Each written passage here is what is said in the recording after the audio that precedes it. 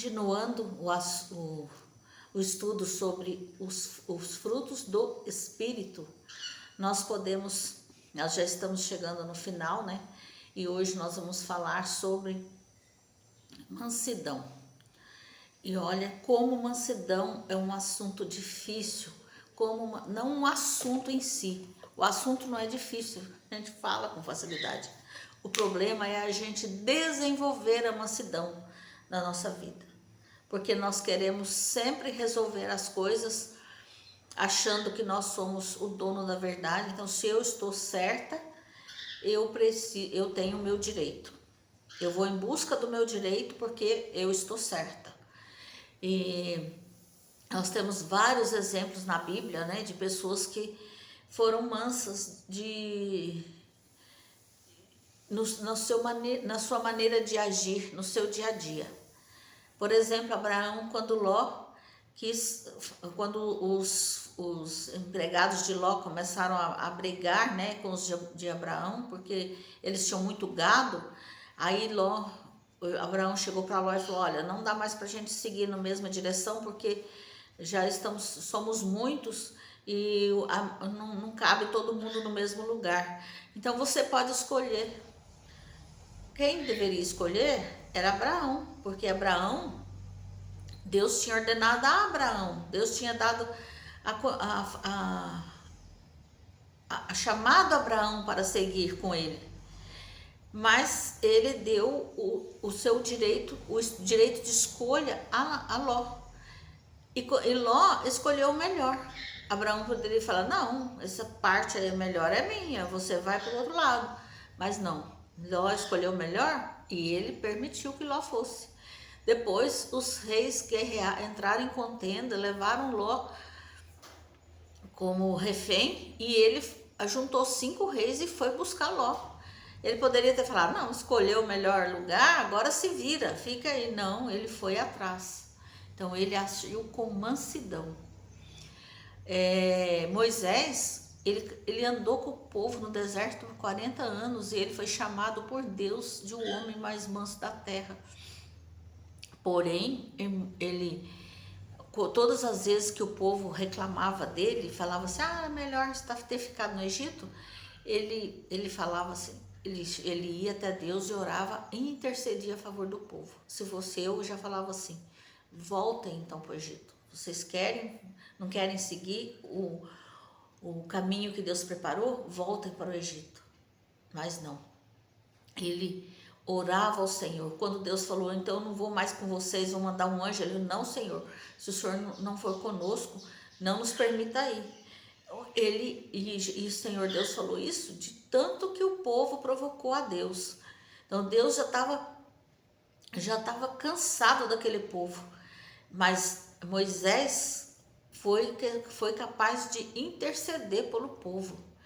Porém, quando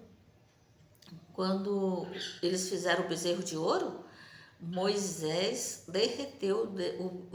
desceu, quebrou as tábuas de tão bravo que ele ficou, porque eles estavam servindo a um outro Deus, derreteu o bezerro de ouro, misturou com água e fez todos os idólatras tomar aquela água. Então, ser manso não é você ser submisso, não é você achar que qualquer um pode vir e pisar sobre os ensinamentos do Senhor Deus, não. Ser manso é você reagir na hora certa, é você reagir por coisas que realmente são importantes, né? Jesus, ele foi manso. Todas as pessoas que provocavam, que queriam matá-lo, que os homens queriam matar. Lógico que depois ele aceitou a cruz, isso foi um sinal de mansidão. Mas antes disso, ele não contendia com as pessoas. A não ser quando ele chegou no templo e viu os vendilhões do templo e ele ficou muito irado. Por quê? Porque eles estavam profanando o templo, a morada do Senhor Deus. Então, nós temos que ser mansos, mas nós temos que ser sábios. E para isso, nós temos que ter porção dobrada do Espírito Santo. Porque não é fácil entender a hora de reagir e entender a hora de ficar calado. É só mesmo com muita oração e com muito fervor, estudando a palavra de Deus. Aqui em Filipenses 2 está escrito, 2:3, não façam nada por interesse pessoal ou vaidade, mas por humildade, cada um considerando os outros superiores a si mesmo, não tendo em vista somente os seus próprios interesses, mas também os dos outros.